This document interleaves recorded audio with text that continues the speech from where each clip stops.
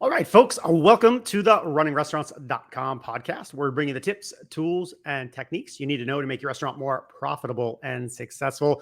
I'm your host, Jamie Oikel, and today we've got a great episode for you with Kevin King, who's the president of Donato's Pizza. Welcome, Kevin. Thanks, Jamie.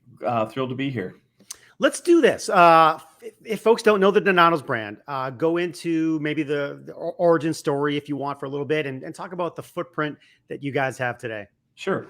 Donato's is a 59-year-old brand started in Columbus, Ohio by a guy named Jim Grody in 1963 and built the business kind of one store at a time. And as he did, Donato's has always been about really high quality, abundant toppings started on a great thin crust pizza. We've evolved to have a couple different crust types today, but it's a business built on solid foundation and values. You can kind of see some of them behind it. Jim always believed that there was a better way to do business, and that's really promoting goodwill. And if you live your mission, then profits come as a result of living your mission. And he's living proof that it can happen, and it does happen. The business has grown over the years. In 1999, Donato's was acquired by McDonald's and lived with them for a few years. The family bought Donato's back in 2003, has owned it and grown it since. So today we sit with 171 traditional stores. Donato's where you might see any pizza place, but we're kind of Ohio, Indiana, Kentucky, Tennessee, a few stores in Florida. We're opening our first stores in Georgia here in September. So we're in that corridor. We also have a nationwide partnership with Red Robin, where we are on the Red Robin menu. We sell pizza in the restaurants and through third-party channels. So between Donato's and Red Robin, we are now in 27 states across the country, pretty much coast to coast. So California, Oregon, and Washington, but also North, South Carolina, Georgia, and Florida as well. So coast to coast these days. Good. Yeah, I love the bit about live your mission. Appreciate the quotes at the back. When I expanded, I could see them pretty good. So building the brand is such an interesting process right now. Through the changes of the last 2 years, COVID, digital, this online ordering. I'm sure that's a big part of your business. So talk about how you really focus there. The growth that you see digitally, online ordering. What do you think? Oh yeah, for sure. I mean, digital is our future. The beautiful thing about the pizza category is the guest is predisposed to digital anyway. And we sit today about 62% digital. Okay. And that has pretty close to doubled since the pandemic. Wow. And it is the future. I love the opportunity. And what digital really gives us is a connection with our guest because we get to know a little bit more about them. So we're definitely investing in the digital side and driving transactions digitally. Same with our customer acquisition. So less print. Pizza's always been a print category. You got pizza coupons, and we're definitely pushing our discounting and promotions to online because we get to better target the guest. We know a little bit more about them, and love it, but I also love it from, the last couple of years, labor's incredibly hard. Mm-hmm. And, if we don't have to take the order, that saves steps, less mistakes, because if the guest puts in the order digitally, they know it's right, it's right. And so I love the digital footprint. I love where we are, and we're driving that really, really hard, trying to increase that piece. On the get to know you piece, it's absolutely a critical piece where you get in the database. Now you have their information, you can target them better. What are some things you like to do either now or in the future that you take that data and you run a special on? Is it day part? Is it customer part? Is it things they've ordered in the past?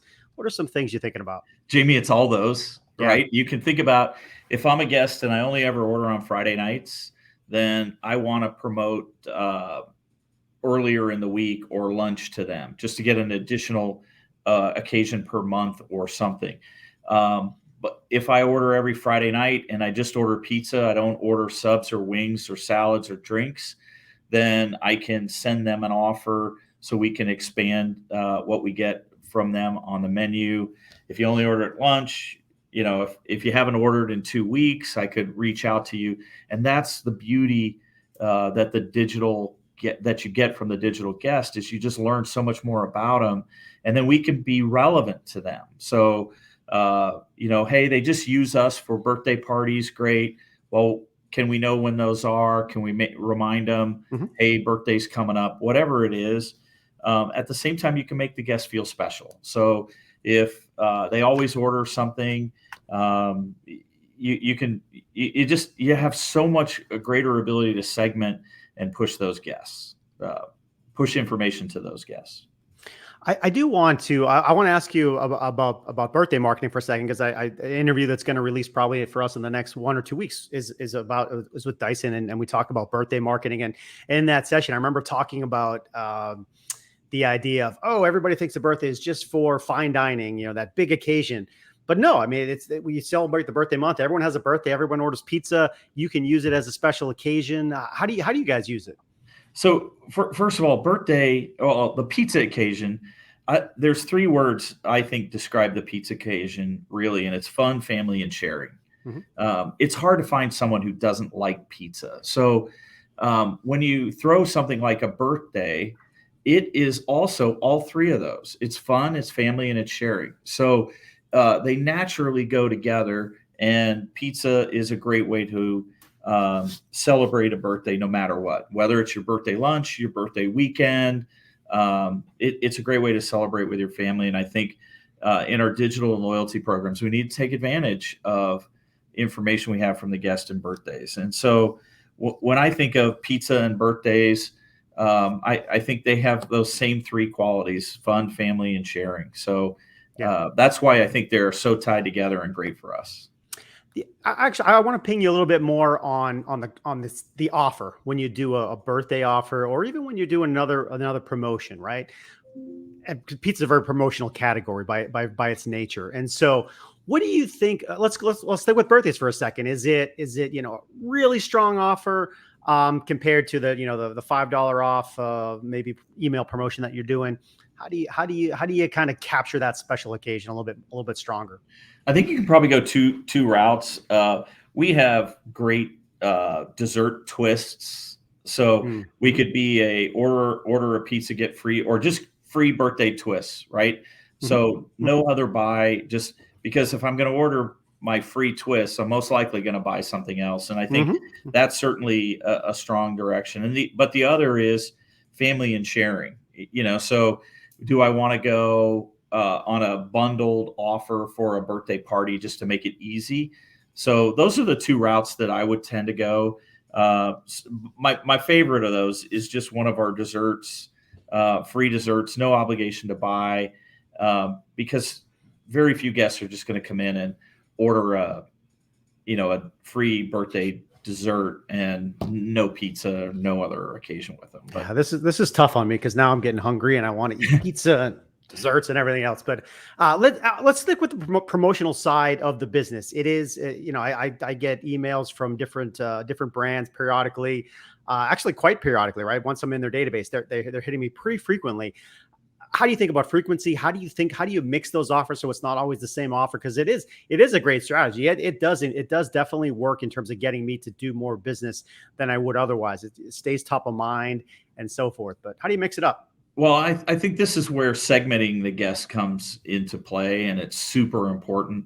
Is what can I learn from your order history and your patterns with us, and how can I get you a relevant message? So, if you order a cauliflower crust pizza all the time, I don't want to be sending you a offer for our regular crust, Mhm. because there's a reason you're ordering cauliflower. And so learn what you can from the guests, make it as tailored to them as possible, and you're going to get the best results. And the last thing any of us want to do in our digital promotion is to get people to opt out. Mm. And I in my own email, I try to opt out to a certain number of things per week because I'm like, I don't like that brand, or I don't use that brand, or Right. oh my God, they send me something every day. So what is it that you want out of that guest? And the more you can segment it and make it relevant to that guest, the better off it's going to be. But we spend millions of dollars generating new guests when we have our existing guests to mine a little bit more and just remind them of who we are and how we're a part of their life. And that's super important in today's world. Yeah, new guest versus repeat guest. The marketing cost there, the acquisition cost, it's a big deal in any restaurant business. Question before I go, I want to talk about the franchise business and expanding and what you look for there. But before I go there, I want to ask if there's any other COVID learnings that you had in has it really changed pickup, delivery, curbside? Anything else, key learnings that you've seen over the last couple of years that you want to kind of highlight? Well, there's so many learnings over the last couple of years, right? And I think the ones that are going to stick around is people really do want restaurant food in their home. Hmm. So how do we make that a great experience? And the beautiful thing about pizza is how well it travels, Yeah, and also how good it is as a second meal or a third meal.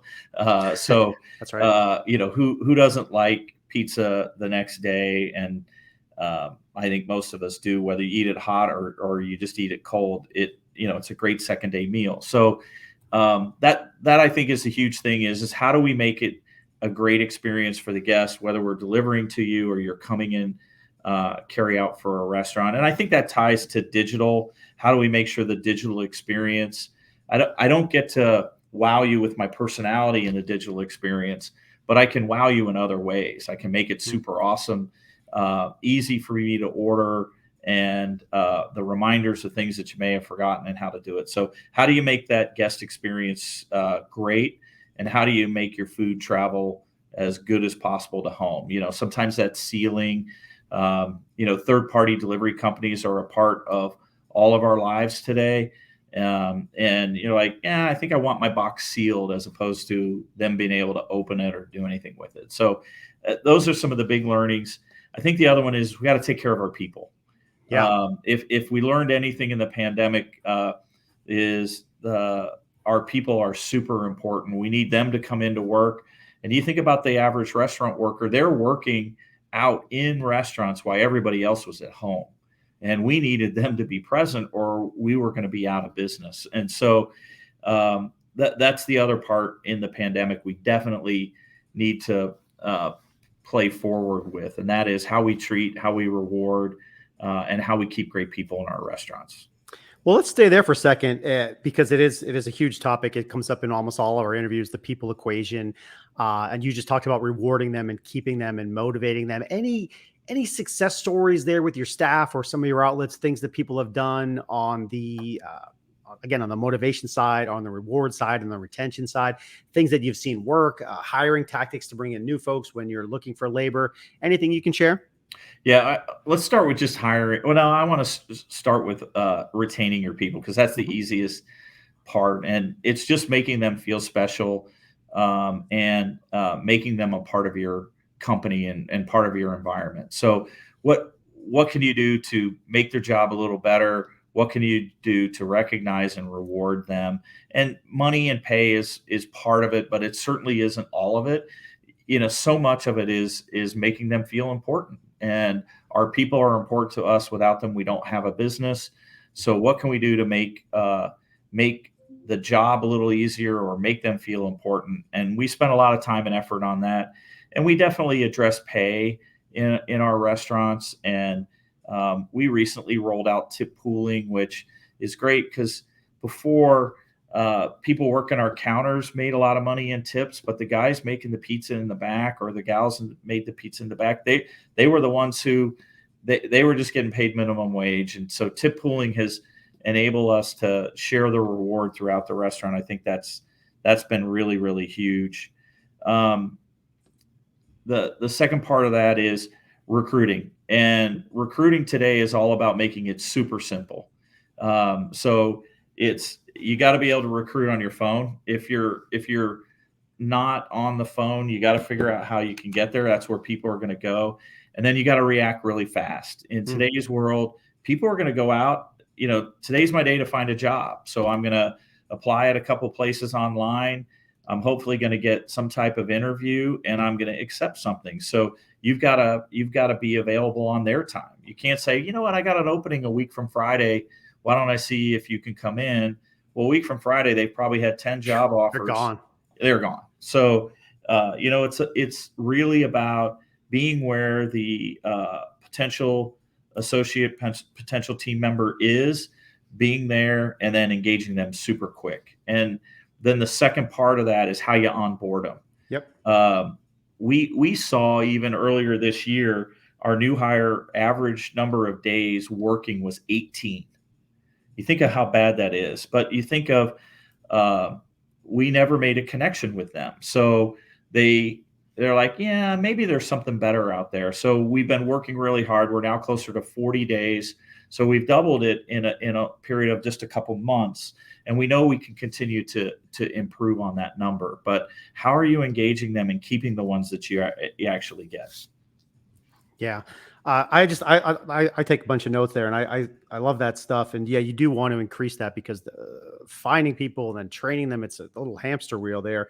You talked about making people feel important, and there's kind of lots of ways to do that. You can imagine whether it's a pay thing, a gift card, a award, a recognition, a thing you hang on the wall, anything you guys do specifically. Is it a team meetings where you recognize folks? What do you guys do to make folks feel important? Yeah. So Jamie, it's really all those things always, right? You kind of have to touch them all.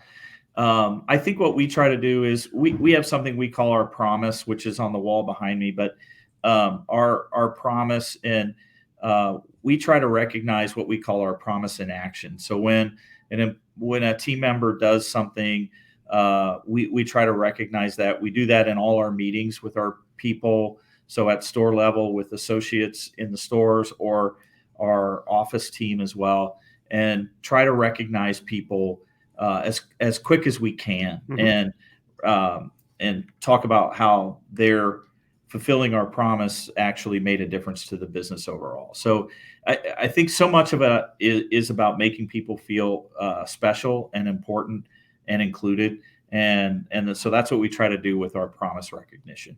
Yeah, love it. Love it. Let's go to the franchising front. Big part of what you do, obviously. What do you look for in a potential franchisee? What are some common traits you may have seen as a successful franchisee owner operator? What do you think? Okay.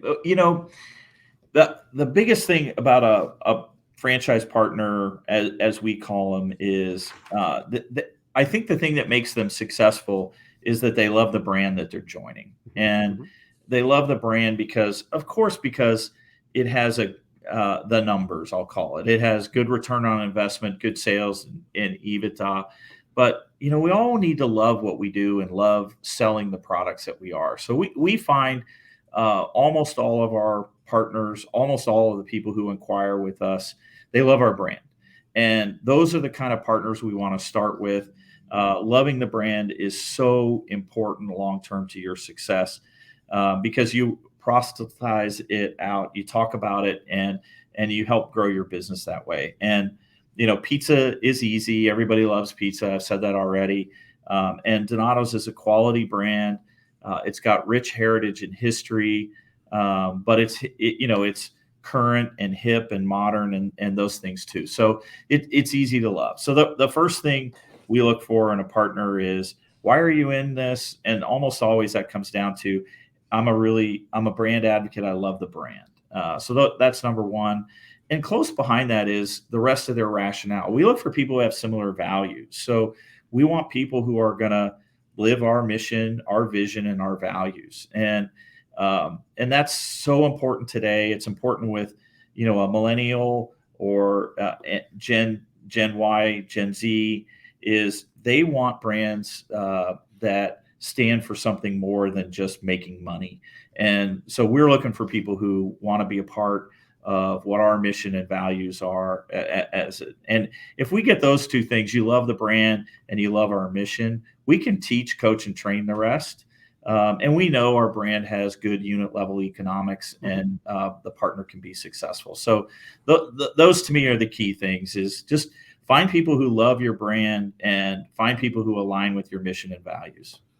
Yeah, I was going to ask you about the training piece because yeah, you can train the actual how to run the operation. What do you do there? Bring I know it's probably standard. You bring people in a couple weeks, you help with the opening, some things. Anything you do outside the norm that you think really helps set people up for success?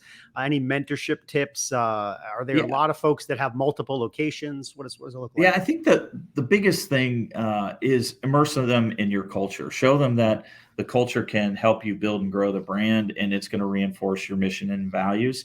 That's why we want them to come to training more than anything else. We have a fabulous operating system. I mean, Jamie, you and I could make the same pizza in about 5 minutes if we were in the back of the store, because our operating system's so good, right? It's not hard, it's not complicated. It takes effort. It's repetitive. Now, you and I could make a pizza, but the people who work in our stores could make it much faster. And long term speed is part of it. But we want to ensure quality. We want to make sure the guest gets a great pizza every time, and our operating system delivers on that piece. That's something that Jim Grody, back to his founding, said is, I'm not going to build another store until I can make sure that they make the exact same pizza we do.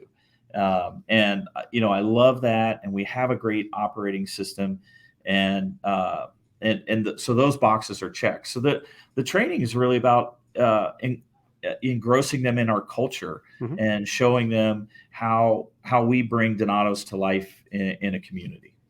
Uh, Kevin, I had a map up that showed the locations, and you talked a little bit earlier where they are. So if I were to ask you the question, where are you expanding? Where are you looking for folks? Is it just nationwide? Is there anything specific? Should they go to the website? What do they do? Well, you can go to the website, donatospizzafranchise.com, or just donatos.com, and click on the franchise link. But really, where we're growing, if you kind of think of 150 or so miles down Interstate I-75 on either side, Mhm. is where we're principally growing today. So that gives you about a 12-state area, through the Midwest and down through the Southeast part of the country is the bulk of our growth right now. And those are the primary areas. We're interested in great people in other markets too. Mhm. And our partnership with Red Robin has opened up nationwide distribution of our products, which makes our ability to support a franchise in a little bit more remote location a whole lot easier. So, but we're primarily focused in the eastern half of the U.S., and looking for great, talented people who love pizza, love quality products, and want to inspire some people in their stores, and then promote goodwill through product, principle, and people. Perfect. Yeah, I think you hit it all there. I'll give you a chance if there's any other parting thoughts you want to share about the business, or again, if you for franchise folks, anything else, any words of wisdom, any book you're reading right now, any other quotes that you want to share, any thoughts? I think my parting shot would just be, in your life, strive for to find the things that you love to do. Because if you can love your work, it makes your life so much better. And so if you love pizza, love people, the pizza business is great. And give us a call, and we'd love to talk to you. Perfect. Yeah, yeah. I wanted to get this out there, by the way. You said it earlier, whether you like pizza hot or cold. I prefer it hot the second day, by the way. Some people like it cold. I just want to get out there. I'm a hot pizza second day guy. So I'm Awesome, I'm Jamie. I'm I'm glad you're a pizza guy. I'm That's on the first thing. I'm on the record. Anyway, folks, appreciate you being with us. That was Kevin King of Donato's Pizza. You can find them on the web at donatos.com, donatos.com. Then Donato's Pizza Franchise.com, which Kevin shared with you. That's Donato's Pizza Franchise.com. For more great restaurant marketing, service people, and tech tips, stay tuned to us here at runningrestaurants.com. We'll see you next time. Thanks, Kevin. Appreciate you. Thanks, Jamie. Nice meeting you.